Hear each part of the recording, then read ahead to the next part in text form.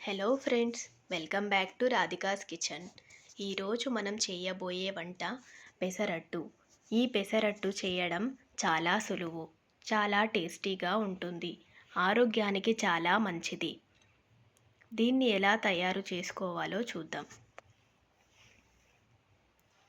ఇక్కడ నేను 1.5 కప్పుల పెసర్లు తీసుకున్నాను. 1.5 కప్పుల పెసర్లతో ఒక పిడికెడు బియ్యం సరిపోతుంది. వాటిని 2 సార్లు కడిగి నీళ్లు పోసి 13-14 గంటలు నానబెట్టుకోండి. మీరు పొద్దున పెసరట్టు వేయాలనుకుంటే రాత్రికి ఇలా పెసర్లను నానబెట్టి ఉంచుకోవాలి. పెసర్లు బాగా నానాలి. ఖచ్చితంగా 13-14 గంటలు నానాలి. అప్పుడే మనకు పెసరట్టు బాగా వస్తుంది.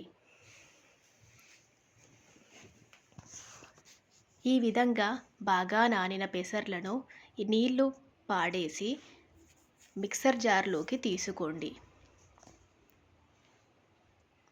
అందులో కొద్దిగా కట్ చేసిన అల్లం ముక్కలు వేసుకోండి.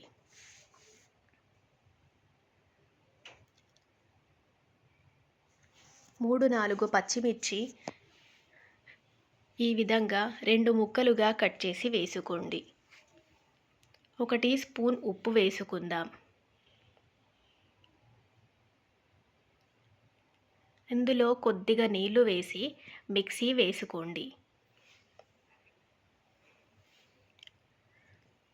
బ్యాటర్ కన్సిస్టెన్సీ ఈ విధంగా ఉండాలి.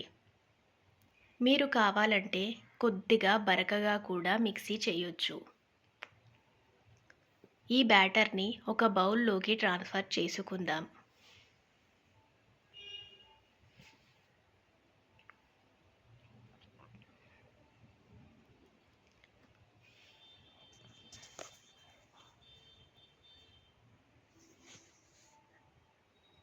బ్యాటర్ ఈ విధంగా ఉండాలి.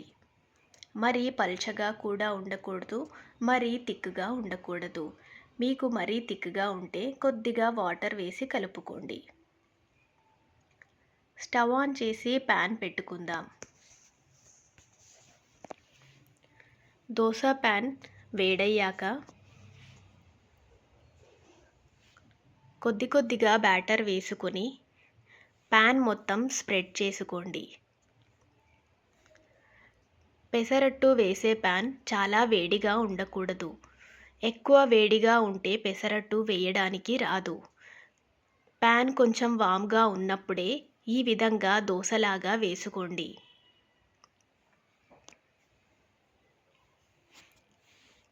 ఒక టీ స్పూన్ ఆయిల్ వేసుకుందాం.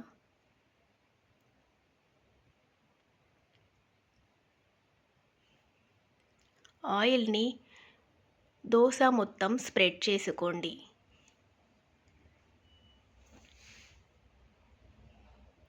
మీడియం ఫ్లేమ్లో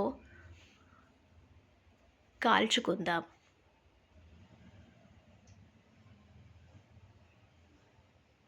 దోశ ఈ విధంగా ఫ్రై అవ్వాలి.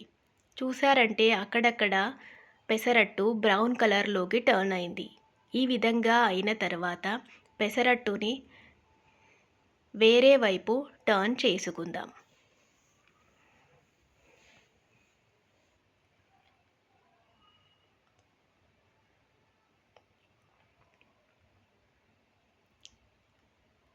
రెండవ వైపు కూడా 2 నిమిషాలు ఫ్రై చేసుకోండి.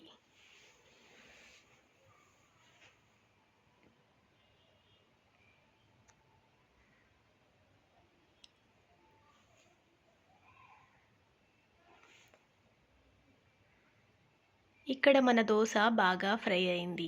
ఇప్పుడు దీన్ని ప్లేట్లోకి తీసేసుకుందాం. ఇలాగే అన్ని పెసరట్టులు వేసుకోండి. దీన్ని ఉల్లిపాయలు, అల్లం చట్నీతో తింటే టేస్ట్ చాలా బాగుంటుంది. నచ్చిందా? మీరు కూడా ట్రై చేసి నాకు కామెంట్ చేయండి. అలాగే మన ఛానల్ని సబ్స్క్రైబ్ చేయడం మర్చిపోకండి. Thank you for watching.